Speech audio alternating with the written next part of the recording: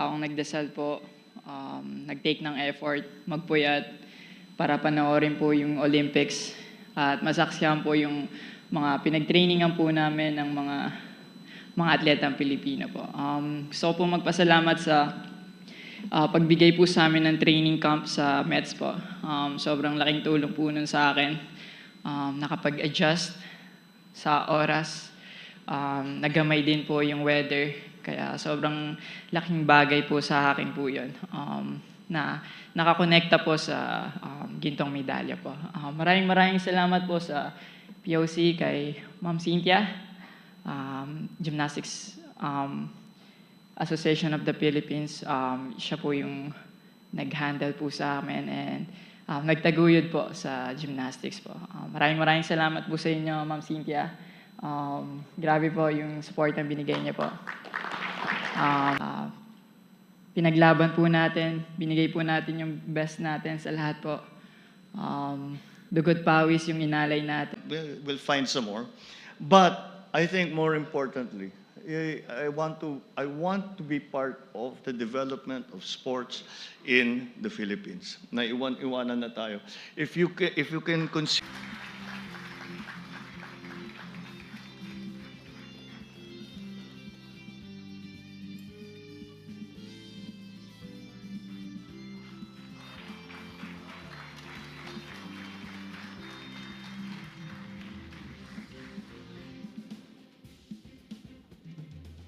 Carlos Yulo will also be receiving 20 million pesos from the Office of the President, in addition to incentives under the National Athletes and Coaches Benefits and Incentives Act. An Amity card from the MTRCB valid until June 30, 2025, and travel tax exemption until June 30, 2028, courtesy of TIEZA.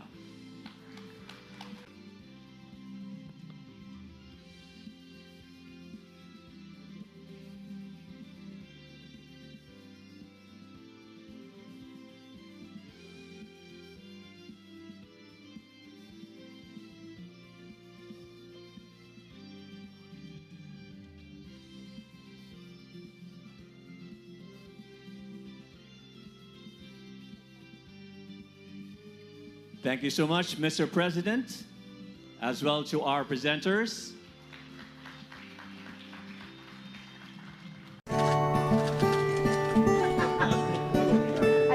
Nung nanalo po ako nag-result po ako sa ASEAN School po. Then sa Hong Kong, Singapore, tapos 2016 Pacific Rim po.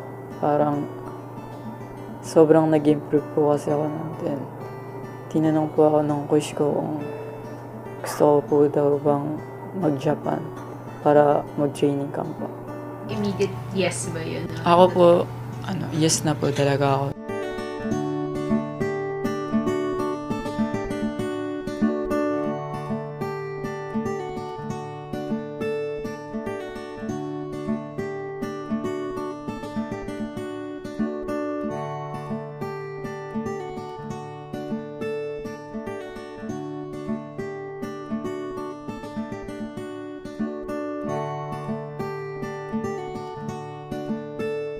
Sa Rizal Memorial Complex. Dinala ko sila doon. Tapos nung di pa nag-uumpisa yung competition, ando doon pa kami sa labas. Tumbling sila sila Kaloy. Nakita sila ng mga pencak silat na national team. Sabing ganyan, bakit hindi mo sila, tinanong ako, bakit hindi mo sila dalhin sa Gymnastic Association of the Philippines. Tapos, nakausap ko yung Secretary General, si Sir Lopez. Sinabi ko, yung mga apo ko, Sir, kasi masyadong mahilig mag-tumbling, pwede ba sila dito? Sabi niya, sige nga, tignan ko, sabi ni Sir Lopez. Tumambling-tumbling si Kaloy, mga 3 tumbling. Yun nga, nagustuhan si Kaloy, pinag-start na kami. Magsimula nun, tuloy-tuloy lang, lagi siyang nakaka-gold. Konti lang yung silver niya at saka bronze. I said, we have to get a coach for him because he needs, so not only him, the others also. So I was able to find Coach Mooney. So Coach Mooney came and we started to train. After that, Coach Mooney recognized. He said, I want to bring him to the junior championships. I said, I don't like. I said, because he would be kulelat. I don't want to do that. Yeah. No, but he needs it. He said, for exposure. He needs it. Okay, we have to find the money. So finally, He came third place. Russia, China, Philippines.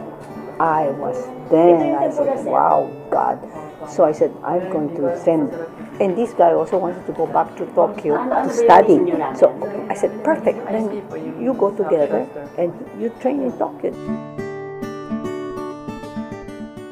He can make it.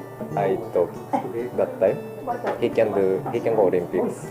He have a potential to go to Olympics. That's why I wanna discover his talent more.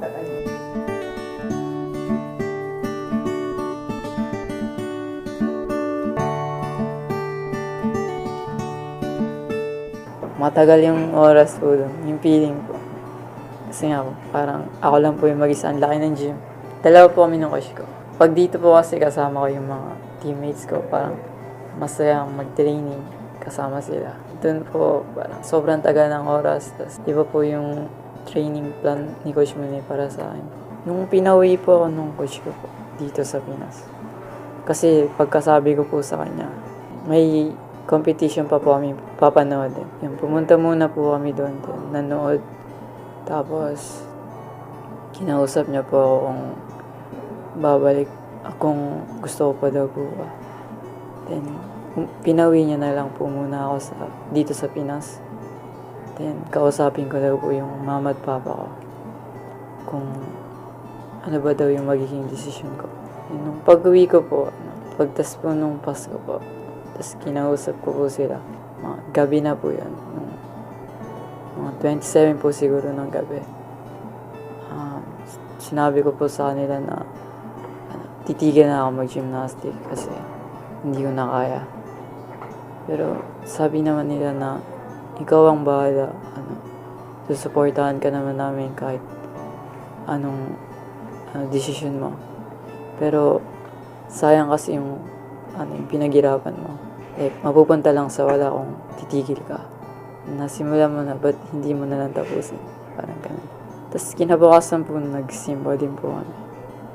Then, nag-pray din po kay God na tulungan ako sa magiging desisyon ko. Bumalik po ako ng Japan na hindi complete hindi buo yung loob ko, pero tinry ko po yung best ko para matuloy lang siya. Habang tinutuloy ko siya, hindi siya madali talaga. As in, parang up, down. Pero hindi na po siya yung sobrang down. Basta may araw na maganda. May araw akong maganda, tas isusulat ko po siya. Tas pag may bad days din, susulat ko po siya. Parang araw-araw pong nagsusulat po ang diction. Parang diary po.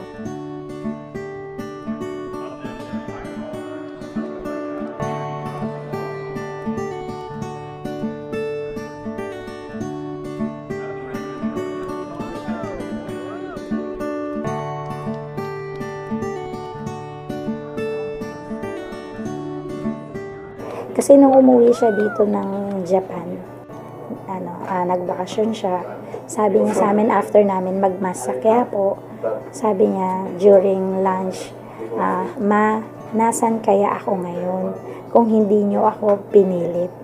So, na-accept niya na yun kasi syempre, andyan na yung nakabring na siya ng honor sa country kahit pa paano, and siya pa yung kauna-unahang Filipino gymnast na nakapag-uwi ng bronze medal at pumasok talaga sa World Championships kasi walang nagka-qualify talaga.